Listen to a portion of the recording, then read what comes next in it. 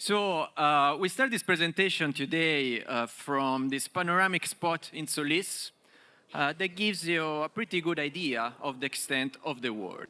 Let's just jump down the cliff. Needless to say, both parachute and wingsuit are back.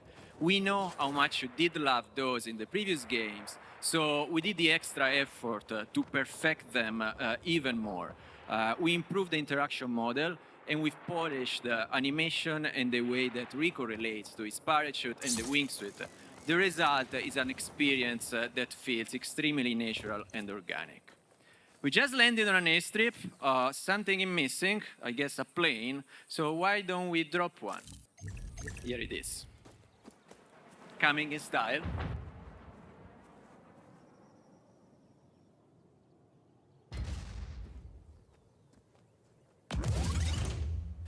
So it's pretty colorful, and the reason is that this plane was actually belonging to the Black Hand, so it was looking quite badass, black and red, but you hired me to control of it, and it just graffitied and made it fun.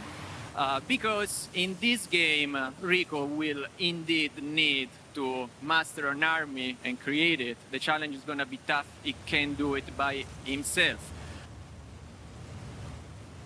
Oh, here it's another one of my favorites. Probably this is my favorite sub-biome in the desert, is the canyon that goes with a river at the bottom. Now, the world is big, and it's big not just for the sake of being big. It's big because Rico moves fast. He moves fast if he's in a vehicle, he moves fast if he's in his wingsuit, and he basically teleports himself every time that he fires his grappling hook. So we literally need ground to cover. Let's get straight into one of the centerpieces of the game and of the franchise, the grappling hook. So, what you loved from Just Cause 3, it's back. As you see, you can tether things and you can retract them. But this time around, you can do much more than that.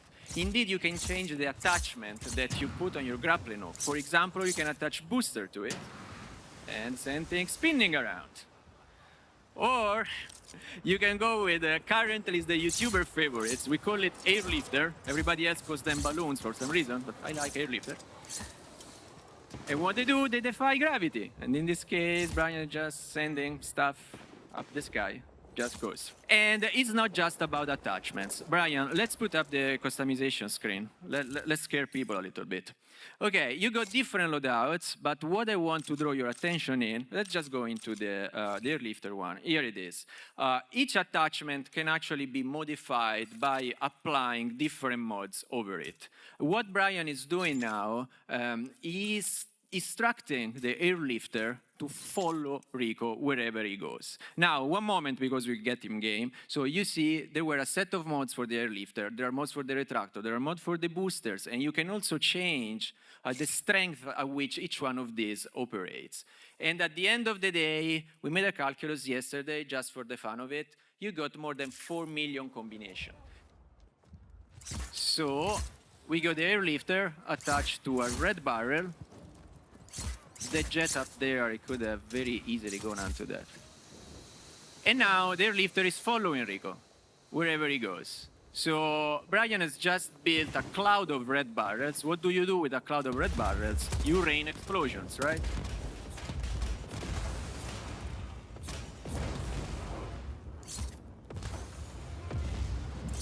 We have unlocked everything in this build for the sake of the demo.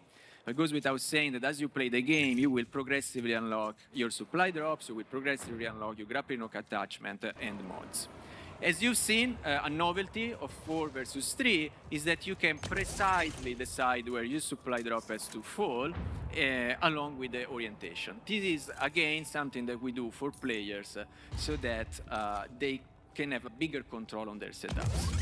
So here Bryan needs to change the way that both the airlifter and the booster works.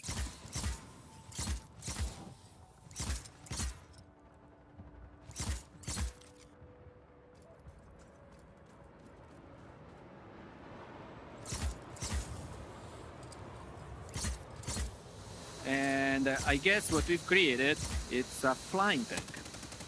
So what's interesting here is that the player, Bryan there, is still driving the tank, And this is since we have engineered the control so that you can use your grappling hook attachments even when you are driving vehicles.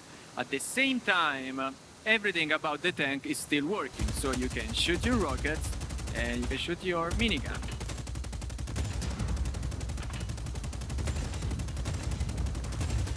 Now, I will watch this thing for hours, but I don't think we have hours here, Bryan, so that we can cut it short and maybe change scenario. Bye, tank. We are going to switch now to the rainforest, namely to a place called Meteolab. It's also a quite nice sunny day, so the situation is calm, it's beautiful, there's a little breeze. What we're gonna do now, we're gonna to change everything by basically calling a lightning storm. So in this part of the mission, in this bit, the Meteolab is under the spell of a lightning storm and of a black hand attack.